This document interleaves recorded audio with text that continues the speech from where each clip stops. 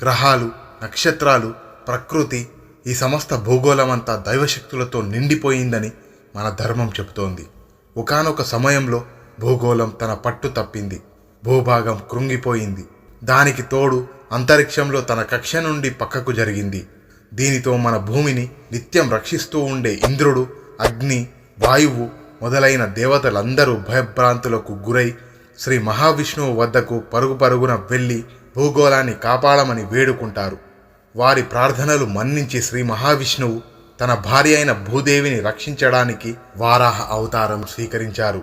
తన కొరల మీద భూమిని నిలిపి అంతరిక్షంలో తన కక్షలో తిరిగి నిలిపారు.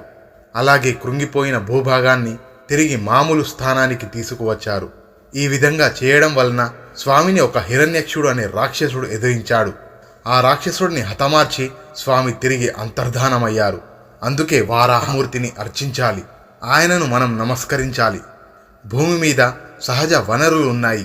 అనేక నిధి నిక్షేపాలు, లోహాలు భూమిలో ఉన్నాయి. వాటిని విపరీతంగా సంపూర్తిగా వాడుకోవడం వలన జరిగేది వినాశనమే. అందుకే భూమాత తన పట్టు తప్పి పక్కకు జరిగింది. తన భూమిని కాపాడుకోవడానికి శ్రీ మహావిష్ణువు వరాహ అవతారమెత్తాడు. ఇప్పుడు కూడా ప్రపంచంలో అదే జరుగుతోంది. ప్రపంచవ్యాప్తంగా సముద్ర గర్భంలో ఉన్న సహజ వాయువును, చమురును అతి దారుణంగా మొత్తం బయటకు తీసివేస్తున్నారు. రాబోయే కాలంలో ఈ భూమి మొత్తం ఏ వనరులు లేకుండా మిగిలిపోతుందని నివేదికలు చెబుతున్నాయి. ఇటువంటి సమయంలో ఈ వరాహమూర్తి కథను మనం గుర్తుపెట్టుకొని మన భూమిని, సహజ వనరులను కాపాడుకోవాల్సిన అవసరం ఉంది. లేకుంటే శ్రీ మహావిష్ణువు ఆగ్రహానికి గురి కావాల్సి ఉంటుంది. వరాహ అవతారం ఒకే కల్పంలో 2 వేరువేరు మన్వంతరాలలో వచ్చింది. ఆ కల్పం ప్రస్తుత శ్వేత వరాహ కల్పం మరియు ఆ 2 మన్వంతరాలలో మొదటిదైన స్వయంభువ మన్వంతరం మరియు 6వదైన చాక్లుష మన్వంతరం. మన ప్రస్తుత మన్వంతరం 7వది. దీని పేరు వైవస్వత మన్వంతరం. స్వామి 2 సార్లు భూమిని రక్షించడానికే అవతారమెత్తారు. బ్రహ్మ తన శరీరం నుంచి జన్మించిన స్వయంభువ మనువు మరియు శతరూపాలను సృష్టి కార్యంలో పాల్గొని వివిధ జీవరాశులను ఉత్పత్తి చేయమని ఆదేశిస్తాడు. కానీ భూమి ప్రళయ జలాలలో ఉంది. దీనినే గర్భోదక సముద్రమని అంటారు. ఆ ప్రళయ జలాలలో అట్టడుకు భూమి చేరింది. కావున మా సంతానాన్ని అభివృద్ధి చేసినా ఎక్కడ ఉండాలి అని ప్రశ్నిస్తారు. అలా బ్రహ్మ ఆలోచిస్తుండగా స్వామి బొటనవేలు పరిమాణంలో బ్రహ్మ నాసిక రంధ్రం నుంచి ఉద్భవించి చూస్తుండగానే భారీ వరాహమూర్తిగా మారతాడు. ఇది విన్న తర్వాత అందరికీ ఓ సందేహం వస్తుంది. భూమిపైనే సముద్రం ఉంది కదా, మరి భూమి సముద్రంలో మునగడం ఏంటి అని. దీనివలన మనం తెలుసుకోవాల్సిన విషయం ఏమిటంటే, శ్రీ మహావిష్ణువు సృష్టిలో మన భూమి లేదా భూలోకం ఒకటి. అంటే ఇంకా ఇలాంటి లోకాలు 13 ఉన్నాయి. అవి సూక్ష్మ లోకాలుగా లేదా సాధారణ మానవుని చర్మ చక్షువులకి గోచరించని లోకాలుగా ఉన్నాయి. ప్రస్తుతం వాటిని ఏలియన్ ప్లానెట్స్గా చెబుతున్నారు. మొత్తం 14 లోకాలు. వీటిని చతుర్దశ భువనాలు అంటాము. వీటిని 3 భాగాలుగా విభజించారు. పైలోకాలు, ఊర్ధ్వలోకం, దీనిలో 6 లోకాలుంటాయి. భువర్లోక, మువర్లోక, సువర్లోక, జనోలోక, తపోలోక మరియు సత్యలోకం.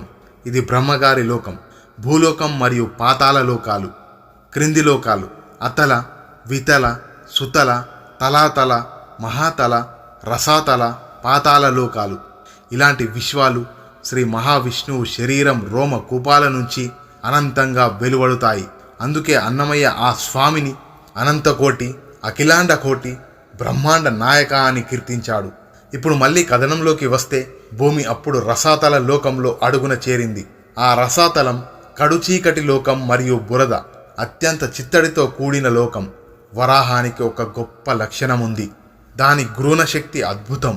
కావున ఇట్టి లోకంలో దాగిన భూమిని వెతకాలి. కనుకనే స్వామి వారాహ అవతారం స్వీకరించారు. ఇది వారాహ అవతారం వెనక ఉన్న అసలు కథ. ఇప్పుడు వారాహ స్వామి యొక్క దేవాలయాల గురించి తెలుసుకుందాం. వారాహ స్వామి ఆలయం అంటే సాక్షాత్తు ఆ విష్ణు భగవానుడి ఆలయం అని చెప్పవచ్చు. విష్ణుమూర్తి లోక సంరక్షణార్థం దశావతారాలు ఎత్తిన సంగతి మనకు తెలిసినదే. ఇందులో 3వ అవతారమే వారాహ అవతారం. మహాలక్ష్మిని సంబోధించే శ్రీ అనే పదాన్ని చేర్చి శ్రీ వారాహమూర్తి అని స్వామివారిని పూజిస్తారు. అయితే మన 2 తెలుగు రాష్ట్రాలలో వారాహ అవతారంలో ఉన్న స్వామివారిని దర్శించుకోవడం కోసం ఆలయాలు చాలా అరుదుగా ఉంటాయి. అయితే వాటిల్లో పేరుగాంచిన ఆలయాలలో ఒకటి తిరుమల, రెండవది కరీంనగర్ జిల్లా కమాన్పూర్ గ్రామంలో ఒక బండరాయిపై స్వామివారు వెలిశారని స్థల పురాణాలు చెబుతున్నాయి. పురాణాల ప్రకారం దాదాపు 600 సంవత్సరాల క్రితం ఓ మహర్షి ఈ స్థలంలో స్వామివారి అనుగ్రహం కోసం తపస్సు చేశారు. ఘోర తపస్సు అనంతరం ఆ మహర్షికి స్వామివారు ప్రత్యక్షమై ఏం వరం కావాలో కోరుకొమ్మని అడగగా అందుకు ఆ మహర్షి ఎల్లప్పుడూ ఎవ్వరికి ఎలాంటి ఆపదలు రాకుండా కాపాడుతూ ఇక్కడే కొలువై ఉండమని అడగడం వల్ల స్వామివారు బండపై వెలిసినట్లు స్థల పురాణాలు చెబుతున్నాయి. ఈ బండరాయి పక్కనే స్వామివారి పాదాలు, అడుగులు కూడా కనబడుతుంటాయి. కానీ ఈ ప్రదేశంలో స్వామివారికి ఎలాంటి ఆలయం గాని గోపురం గాని లేదు. కేవలం ఈ బండపై ఉన్న స్వామివారికి పెద్ద ఎత్తున పూజలు నిర్వహిస్తుంటారు. ప్రపంచంలో వారాహస్వామి క్షేత్రాలలో అత్యంత అరుదైన దేవాలయం ఈ యజ్ఞ వారాహస్వామి దేవాలయం. అయితే ఈ దేవాలయం ప్రత్యేకత ఏంటంటే ఈ దేవాలయంలో స్వామివారిని భూదేవి హిరణ్యక్షుడి సంహరణ తర్వాత స్వామివారు కొరలతో పైకి లేపి పట్టుకున్నారు. అదేవిధంగా ఇక్కడ స్వామివారిని ఆ యొక్క అవతారాన్ని ఇక్కడ ప్రతిష్టాపించడం జరిగింది. వసుధ లక్ష్మీ రూపంలో కొలుస్తూ అమ్మవారి యొక్క వక్షస్థలంలో తలపెట్టుకొని స్వామివారు దర్శనమిస్తుంటారు.